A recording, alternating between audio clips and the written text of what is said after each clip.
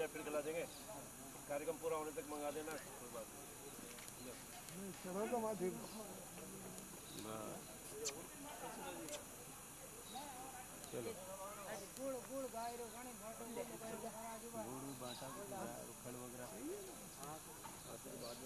चलो गोग्राम यात्रा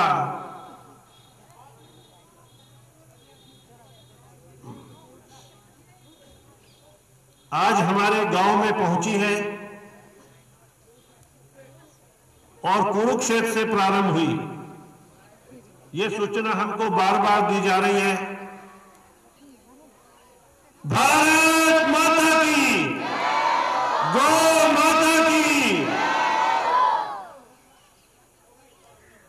तो आप ये न समझिए कि कुरुक्षेत्र अपने बिल्कुल पास में, तो वहां से सीधी यहां पर आ गई है। यह यात्रा, ये जो रथ यहां जो खड़ा है, यह कुरुक्षेत्र से प्रारंभ हुआ और विजयादशमी के दिन प्रारंभ हुआ और आज यहां पर आई।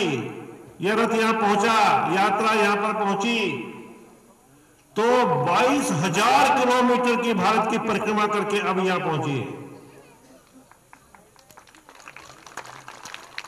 इतनी बड़ी यात्रा सारे संसार में आज तक नहीं हुई। और जब मैं यहां पर आया, गौ माता की पूजन करने के लिए सब तो लोग वहां पर गए, तो वहां पर बताया गया कि ये कल्प वृक्ष है।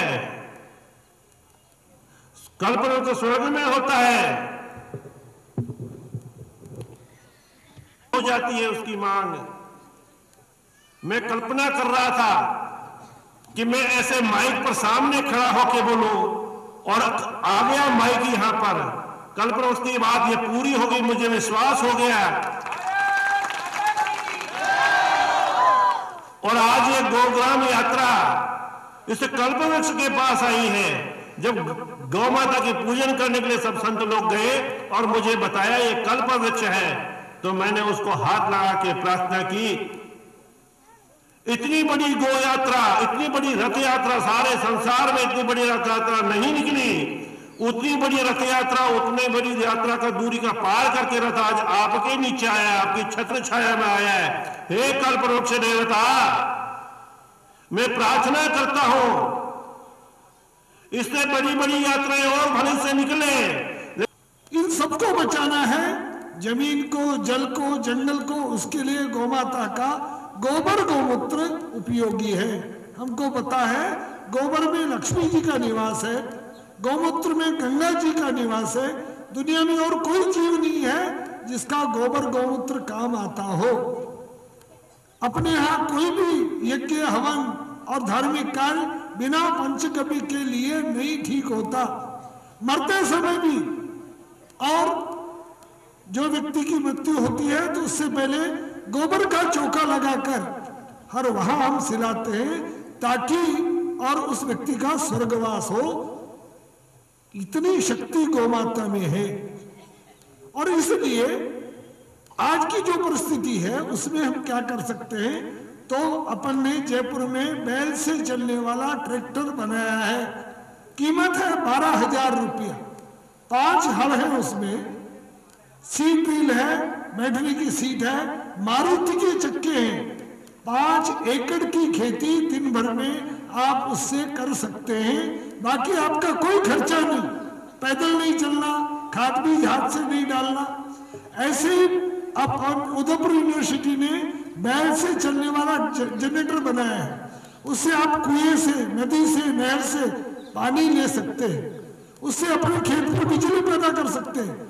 उसी से अपनी कुट्टी मशीन, आटा चक्की, थ्रेसर चला सकते हैं। सरकारी बिजली की जरूरत नहीं।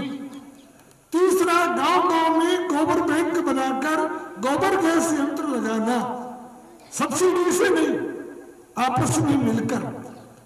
भीलवाड़ा, जयपुर गौशालाएं 20-20 हार्स पावर का जनरेटर गोबर गैस से चलाती है। 1 बूंद डीजल की जरूरत नहीं।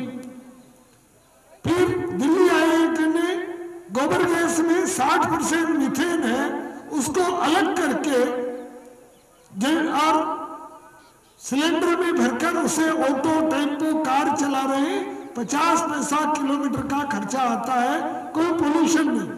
38% उसमें कार्बन डाइऑक्साइड है, उसको अलग करके सिलेंडर में भरकर वेल्डिंग के अन्य कामों में ली जा सकती है। तो गौमाता के गोबर में इतनी शक्ति है। और गोबर की जो स्लरी है, गोबर गैस बनते समय, वो स्लरी गुवाहाटी गौशाला 20 रुपया किलो बेचती है चाय बगान वालों को। मैं सूरत गया था, सूरत के बाद से एक किसान मिला, 250 गायें थी, कटने जा रही थी, रोक ली। 10 गायें दूध देती है, 165 खाली है। पर वो किसान प्रसन्न है, कहा गौ माता है, बहुत स्वस्थ है। मैंने पूछा भाई क्या करते हो? कहा 9.5 रुपया लीटर गौमूत्र केले के बगीचे वाले ले जाते हैं, 3 रुपए के लिए केचुआ खाद देता हूँ, 45-50 रुपया एक गाय से कमाता हूँ, 30 रुपया खाती है, 80,000 रुपया महीना बचा लेता हूँ। तो गौ माता में शक्ति है। उप यात्राओं में भी जो चला, तो वहां पर जहां कहीं भी जो करे बातचीत आई, ये जो मेले जितने भी लगते हैं, चाहे पुष्कर के हो चाहे कहीं भी लगे मेले, पशु मेले, उसमें सबसे सर्वश्रेष्ठ जो अपने नागौर की नस्ल के जो सांड और बैल जो पहचाने जाते हैं, बड़े सौभाग्यशाली हैं। हम गौ माता के दर्शन करते हैं, घूमते फिरते गली कूचों में, खेतों में, इधर उधर हमें गौ माता दर्शन देती है। परंतु जब हम इधर उधर दूसरे प्रदेशों की तरफ थोड़ी नजर दौड़ाते हैं, तो ऐसा विषय आता है कि हम गौ माता के दर्शन भी नहीं कर पाते हैं। और आज के मतलब जो लोग